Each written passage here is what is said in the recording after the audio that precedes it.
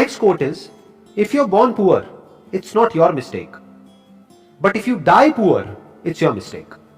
हम कहां पर पैदा होते हैं वो तो हमारे हाथ में है ही नहीं। जब हमारे हाथ में नहीं है तो इसमें हमारी कोई गलती भी नहीं है। But if you die poor it's your mistake, कि अगर हम गरीब मरते हैं तो वो हमारी गलती है। गलती क्या है इसके अंदर? आराम से समझते हैं, थोड़ा सा डीपली समझने की कोशिश करते हैं कि इट्स योर मिस्टेक, बट इसमें गलती क्या है? हो सकता है वो एक गरीब घर में पैदा हुआ और पूरी जिंदगी उसने बहुत मेहनत करी, लेकिन उसके बाद भी एंड तक वो गरीब ही रहा। तो इसमें उसने गलती क्या करी? उसने तो बहुत मेहनत करी, बहुत हार्डवर्क किया, उसने कोशिश करी, फिर भी वो गरीब ही रहा। तो इसमें गलती क्या थी? उसने सीखने की कोशिश नहीं करी उन लोगों से जो ऑलरेडी अमीर थे या अमीर है, कि अमीर कैसे होते हैं। बस ये गलती करी और कोई गलती नहीं करी। इंसान के पास में एक पावर है जो जानवरों के पास में नहीं है। वो पावर क्या है? The power of thought, the power of thinking, the power of learning. कि इंसान सीख सकता है। किससे सीख सकता है? दूसरों से सीख सकता है। दूसरों की गलतियों से भी सीख सकता है और दूसरों ने जो सही किया उससे भी सीख सकता है। तो अगर इंसान ये ही ना करे, वो सिर्फ इतना सा ना करे, यानी कि वो सीखे नहीं और खुद ही पूरी जिंदगी सिर्फ मेहनत करता रहे, ये उसकी गलती है। क्योंकि किसी भी काम को करने के दो तरीके होते हैं। एक ये कि आप खुद गलतियां करो और उससे सीखो, जिसको आप हार्डवर्क कह सकते हो। दूसरा कि दूसरे जो गलतियां कर चुके हैं उससे आप पहले ही सीख जाओ और वो गलतियां ना करो, और जो उन्होंने सही किया वो करो। तो इसको स्मार्ट वर्क कहते हैं। अब क्यों नहीं सीखते हैं लोग? कभी सोचा है, कभी समझने की कोशिश करी है लोग ये क्यों नहीं सीखते कि अमीर कैसे होते हैं? नंबर वन, कहीं पर भी ये सिखाया नहीं जाता है। अगर कोई गरीब घर में पैदा हुआ है तो उसको यह नहीं सिखाया जाएगा कि अमीर कैसे होते हैं। उसको यह सिखाया जाएगा कि गरीबी में जीते कैसे हैं, गरीबी में एडजस्ट कैसे करते हैं, गरीबी में गुजारा कैसे करते हैं। और उसको जितने भी डायलॉग सुनने को मिलेंगे सुबह से रात तक, वो सारे ऐसे ही होंगे जो इसी बात को और पक्का करते चले जाएंगे और रीइंफोर्स करते चले जाएंगे कि जितनी चादर है उतने ही पैर फैलाओ। मतलब क्या? कि अगर आप गरीब हो तो गरीबी में ही गुजारा करना सीखो। अपनी चादर को बड़ा मत करो, हवा में मत उड़ो, अपने पैर हमेशा जमीन पर रखो, बड़े बड़े सपने मत देखो। कोई भी आदमी अमीर या गरीब बाद में होता है बाहर की दुनिया में, पहले वो अंदर अमीर या गरीब होता है। इनफैक्ट किसी का भी आप एग्जाम्पल उठा करके देख लो जो बिल्कुल ही एक नीचे के लेवल से उठ करके पता नहीं कहां किस लेवल पे गया है। फॉर एग्जाम्पल धीरूभाई अंबानी, उनकी अगर आप स्टार्टिंग देखोगे तो बहुत ही एक छोटे लेवल से उन्होंने अपने करियर की शुरुआत करी थी, लेकिन उसको पता नहीं कहां का कहां ले गए। वो बाद में अमीर हुए, लेकिन पहले ही अपनी सोच के लेवल पे वो अमीर थे। यानी पहले वो सोच के लेवल पर अमीर हुए, बाद में बाहर अमीर हुए। ऐसा ही सबके साथ होता है। पहले हम अंदर से अमीर होते हैं, बाद में बाहर अमीर होते हैं। अब अंदर से अमीर कैसे होते हैं और अंदर से गरीब कैसे होते हैं? अगर अंदर ऐसे थॉट्स हमारे माइंड में जाएंगे जिसको हम एक्सेप्ट कर लेंगे, जो थॉट्स हमको आगे नहीं बढ़ने देते हैं, तो वो हमको गरीबी की तरफ ले जाएंगे। और कुछ ऐसे थॉट्स होते हैं जहां से आपका दिमाग खुलता है और आप कहते हो कि अच्छा ये पॉसिबल है कि ये आदमी मेरे से भी एक नीचे वाले लेवल से उठ करके इस लेवल पे पहुंच गया, इसका मतलब इसके लिए पॉसिबल है तो मेरे लिए भी पॉसिबल है। तो ये थॉट्स आपको अमीरी की तरफ ले जाते हैं at the level of your thought. अब पहले आदमी यहां अमीर होता है, बाद में बाहर अमीर होता है। बिल्कुल इसी तरह से जैसे पहले यहां गरीब होता है, बाद में बाहर गरीब होता है। तो ये गलती करी उस इंसान ने। उसको सीखना चाहिए था, उसको कुछ बुक्स पढ़नी चाहिए थी। फॉर एग्जाम्पल एक बुक है think and grow rich by Napoleon Hill. ये बुक कैसे लिखी गई थी? आज से बहुत साल पहले लिखी गई थी।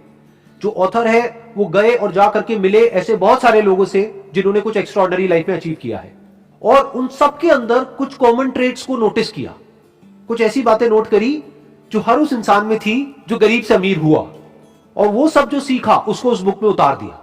कई साल लगे उनको ये रिसर्च करने में और ये बुक को लिखने में, और कुछ घंटे लगने थे ये बुक पढ़ने के लिए, लेकिन 99% लोग नहीं पढ़ते। ये गलती उन्होंने करी। ये जो बुक नहीं पढ़ी ये गलती करी, क्योंकि वो खुद जा करके नहीं मिल सकते उन लोगों से जिन्होंने कुछ एक्स्ट्राऑर्डिनरी अचीव किया है, क्योंकि उनके घर के अंदर भी नहीं घुसने दिया जाएगा उन लोगों को, क्योंकि अभी उन्होंने कुछ अचीव नहीं किया है। ये बात सच है। लेकिन उनकी बुक तो पढ़ सकते हैं। सोचो, उस बुक से तो सीख सकते हैं। डायरेक्टली उन लोगों से नहीं मिल सकते जो दुनिया के सबसे अमीर लोग हैं, बट इनडायरेक्टली इस बुक के थ्रू तो मिल सकते हैं, उनकी थिंकिंग को समझ सकते हैं। सिर्फ ये नहीं कि एक आदमी की थिंकिंग कैसी है, ये कि ऐसे बहुत सारे लोगों की थिंकिंग में क्या कॉमन है, वही तो समझना जरूरी है ना। एक्सेप्शंस को समझना जरूरी नहीं है। एक्सेप्शंस को समझने का मतलब क्या कि किसी आदमी की लॉटरी लग गई और वो अमीर हो गया, उसकी बात नहीं करी जा रही इस बुक में। क्या बात करी जा रही है? बिल्कुल ही एक नीचे के लेवल से शुरू किया और पता नहीं कहां पहुंच गए, ये कहा जा रहा है उस बुक में। ऐसी और भी बहुत सारी बुक्स हैं जो लिखी जा चुकी है। अगर कोई आदमी इन सारी बुक्स को पढ़े तो एक बात तो पक्की है, ये पक्का नहीं है कि वो अमीर होगा या नहीं होगा, एक बात तो पक्की है कि उसकी थिंकिंग चेंज होगी। इसमें तो कोई डाउट ही नहीं है ना। अंदर से उसकी थॉट प्रोसेस चेंज हो जाएगी। And you can say that half of the job is done once the thought process is changed. आधा काम हो गया, अब बाकी आधा काम उसको खुद करना है। यानी सिर्फ थिंकिंग से भी तो कुछ नहीं होता है ना। बुक को पढ़ लिया, ठीक है, थिंकिंग के लेवल पे वो पता नहीं क्या बन गया, बट प्रैक्टिकली तो एक्शंस लेने ही पड़ेंगे ना। प्रैक्टिकली रिस्क लेना पड़ेगा, प्रैक्टिकली बहुत कुछ करना पड़ेगा, वो तो उसी को करना है। बट दोनों का अपना रोल है, बिना एक के दूसरा नहीं हो सकता। नॉलेज तभी काम की है जब उसको एक्शन में लाया जाए। तो सीखा तो सही, लेकिन उसको प्रैक्टिकली लाइफ में अप्लाई नहीं किया, ये दूसरी गलती। तीसरी गलती, अप्लाई भी किया, यानी जो सीखा उसको प्रैक्टिकली अप्लाई भी किया, लेकिन जब अप्लाई किया तो नहीं सीखा कि अप्लाई कैसे करते हैं। दो चीजें सीखनी पड़ेंगी। एक, थिंकिंग के लेवल पे पहले आपको अमीर होना होगा, यानी पॉसिबिलिटीज को देखना होगा। दूसरा कि प्रैक्टिकली ये काम को कैसे करते हैं, तो उसके लिए आपको अलग तरह की बुक्स चाहिए। उसमें ये बुक काम नहीं आएगी, थिंक एंड ग्रो रिच। ये बुक कहां पर काम आएगी? आपकी थिंकिंग को एक्सपैंड करने के लिए। कि अभी जो आपकी थिंकिंग में ये बैठा हुआ है, बचपन से जैसे एनवायरमेंट में आप बड़े हुए हो कि मैं कुछ नहीं कर सकता, कि आपकी थिंकिंग में ये आने लग जाएगा कि नहीं, जब इतने लोग कर सकते हैं तो मैं भी कर सकता। आपके अंदर से ये आने लग जाएगा, जो बहुत इंपॉर्टेंट है। लेकिन इसका मतलब ये नहीं है कि आप कुछ भी कर सकते हो। जो करना है वो सीखना तो पड़ेगा ना। तो अब अगर प्रैक्टिकली आपको कोई काम करना है तो उसके लिए अलग तरह की बुक्स है। जैसे थिंक एंड ग्रो रिच आपको मार्केटिंग नहीं सिखाएगी कि मार्केटिंग कैसे करते हैं। अरे तो मार्केटिंग तो सीखो। मार्केटिंग के लिए एक अलग बुक है, that is marketing management by Philip Kotler for example. और ऐसी मार्केटिंग के ऊपर और बहुत सारी बुक्स हैं। तो मार्केटिंग को अलग से सीखना पड़ेगा कि अगर आपने एक एक्स्ट्रा ऑर्डिनरी प्रोडक्ट बना भी लिया या कोई बहुत अच्छी सर्विस आप दे भी रहे हो, लेकिन किसी को पता ही नहीं है, तो क्या होगा? कोई वो प्रोडक्ट नहीं लेगा, फिर आप कहोगे मेरा बिजनेस फेल हो गया। अरे तो मार्केटिंग तो सीखो। और लोगों को क्या लगता है कि अगर हमको मार्केटिंग सीखनी है तो उनको जाकर के एमबीए करना पड़ेगा मार्केटिंग में, तभी हम मार्केटिंग सीख सकते हैं। ऐसा कुछ नहीं है। बहुत सारी बुक्स हैं, वहां से हम खुद पढ़ करके सीख सकते हैं। कितना डीपली आप सीख सकते हो उसकी कोई लिमिट नहीं है। तो ये जो कोटेशन में कहा जा रहा है, इसमें 3 तरह की गलतियां होंगी। पहली गलती कि सीखना ही नहीं। दूसरी गलती कि सीखना लेकिन कभी भी एक्शन नहीं लेना। तीसरी गलती, एक्शन तो लेना लेकिन वो एक्शन गलत डायरेक्शन में है। बिना सीखे एक्शन लेना, या जिस फील्ड में आप एक्शन ले रहे हो उस फील्ड को बारीकी से ना समझना, यह गलती हो गई। Next quote is, as we look ahead into the next century, leaders will be those who empower others. क्यों कहा जा रहा है ये? बिकॉज अब हम इंफॉर्मेशन एज में एंटर कर चुके हैं। Information age is all about empowering others in one way और द अदर। ध्यान से देख लो, जो भी मार्केट लीडर्स हैं आज की डेट में वर्ल्ड वाइड, वो क्या कर रहे हैं? वो दूसरों को एम्पावर कर रहे हैं। What is Google doing? Google is empowering you. हम जो चाहे, जब चाहे, जहां चाहे वहां पर वो सर्च कर सकते हैं। तो गूगल ने क्या किया? हमको एम्पावर कर दिया कि हम किसी भी इंफॉर्मेशन को कहीं भी बैठे बैठे कभी भी एक्सेस कर सकते हैं। ये मोबाइल फोन क्या कर रहा है, स्मार्टफोन क्या कर रहा है? हमको एम्पावर कर रहा है। सोशल मीडिया क्या कर रहा है? हमको एम्पावर कर रहा है कि हम ऑनलाइन सबसे कनेक्ट कर सकते हैं, पूरी दुनिया से कनेक्ट कर सकते हैं। सोशल मीडिया ने क्या किया है? हर एक के हाथ में पावर दे दी है।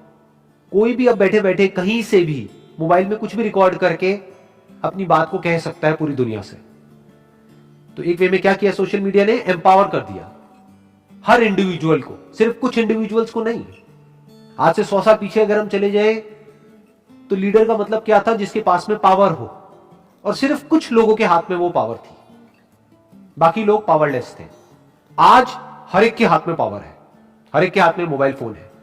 तो कोई भी अपनी बात कह सकता है, और अगर उस बात में दम है तो वो बात पूरी दुनिया तक पहुंच सकती है और पहुंच ही रही है, बहुत लोगों की बात है। तो हुआ क्या है, एक इंडिविजुअल एम्पावर्ड हो गया है।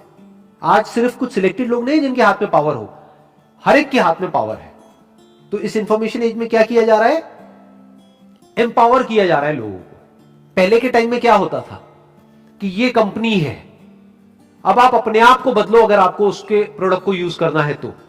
ये थी इंडस्ट्रियल एज कि ये हमने गाड़ी बना दी, अगर आप इस गाड़ी को चलाना चाहते हो तो अपने आप को चेंज करो इस गाड़ी के अकॉर्डिंग।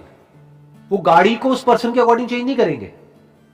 बट फ्यूचर क्या है, सब कुछ आपके हिसाब से होगा, एक इंडिविजुअल के हिसाब से होगा। Now individual is at the centre, और उस इंडिविजुअल के हिसाब से सब कुछ कस्टमाइज किया जा रहा है। इसको इंफॉर्मेशन एज बोलते हैं। ध्यान से समझो, हम गूगल के अकॉर्डिंग नहीं चल रहे हैं, गूगल हमारे अकॉर्डिंग चल रहा है। जो हमें चाहिए गूगल वो दे रहा है, और किसे चाहिए, हर इंसान को अलग अलग चाहिए, तो हर इंसान को अलग अलग चीजें दे रहा है गूगल। चाहे वो गूगल हो, चाहे फेसबुक हो, चाहे कोई भी हो। It's all about empowering an individual, a person. यानी अब जो अगले 100 साल होंगे उसमें सबसे बड़ा चैलेंज क्या होगा कि मेरा जो प्रोडक्ट है, जो मास कंजम्पशन के लिए है, क्या मैं उसको कस्टमाइज कर सकता हूं इंडिविजुअल्स के अकॉर्डिंग या रीजन्स के अकॉर्डिंग। ये अब आने वाला टाइम है। Amazon जो इतना सक्सेसफुल हुआ, क्यों हुआ, उसके पीछे रीजन क्या है, और सिर्फ इंडिया में नहीं पूरे वर्ल्ड में क्यों हुआ? उसने यही किया जिसकी अभी मैं बात कर रहा हूं। उसने कस्टमर से पूछा आपको क्या चाहिए, कस्टमर ने कहा मुझे तो सेम डे डिलीवरी चाहिए। अब अगर Amazon चाहता तो ये भी बोल सकता था कि सेम डे तो पॉसिबल ही नहीं है, एक दो लोग होते तो मैं डिलीवर कर देता। ये तो लाखों करोड़ों लोग हैं, करोड़ों लोगों को मैं सेम डे डिलीवरी कैसे कर सकता हूं? बट Amazon ने खुद को पूरी तरह से बदल दिया, अपने डिस्ट्रीब्यूशन सिस्टम को पूरी तरीके से बदल दिया, बेस्ड अपॉन कि इंडिविजुअल्स को क्या चाहिए, कस्टमर को क्या चाहिए। कस्टमर ने कहा सेम डे डिलीवरी, उसने कहा लो जी सेम डे डिलीवरी। अगर दूसरे वे में देखा जाए तो उसने क्या किया, उसने एम्पावर कर दिया कस्टमर्स को। तो फ्यूचर में क्या होगा, technology is going to be more and more personal. Future में सब कुछ पर्सनलाइज्ड होगा। आपको क्या चाहिए आप बताओ, वो आपको मिलेगा। सिर्फ सर्विसेज में नहीं, सिर्फ इंफॉर्मेशन में नहीं, यहां तक कि प्रोडक्ट्स में भी सब कुछ कस्टमाइज हो जाएगा फ्यूचर में। जैसे फॉर एग्जांपल आप गाड़ी खरीदने जाते हो तो आज क्या होता है, आज उसकी कैटलॉग होती है जिसमें कुछ कलर के ऑप्शंस होते हैं कि ये 10 कलर के ऑप्शंस है, आप बताओ आपको इसमें से कौन सा चाहिए। ये आज हो रहा है, लेकिन आने वाले 100 साल बाद ऐसा नहीं होगा। 100 साल बाद क्या होगा, या 50 साल बाद भी क्या होगा, आपसे पूछा जाएगा बताओ आपको क्या चाहिए। ये लाखों ऑप्शंस है कलर्स के, आप चूज कर लो ऑनलाइन, अपना एक कलर बना लो और वो कलर की गाड़ी आपको मिलेगी। मतलब कि आपकी गाड़ी ऐसी होगी जो और किसी की नहीं होगी। यही तो सारा खेल है। और है क्या, आपकी गाड़ी मतलब क्या, सिर्फ आपकी गाड़ी नहीं, आपकी identity. It's not your car, it's you. जैसे आपके हाथ में टैटू है, वैसे ही आपकी गाड़ी है। वो गाड़ी किसको रिप्रेजेंट कर रही है, आपको रिप्रेजेंट कर रही है। तो जब आपको रिप्रेजेंट कर रही है तो वो कलर क्यों नहीं जो आपको चाहिए। तो अगर इस तरह से कोई कंपनी सोचने लग जाए तो उसको मार्केट लीडर बनने में कितनी देर लगेगी, सोचो। तो आने वाले 100 साल बाद ऐसे ही होंगे मार्केट लीडर्स, जो इस तरह से सोच रहे होंगे जिस तरह से अभी हम सोच रहे हैं।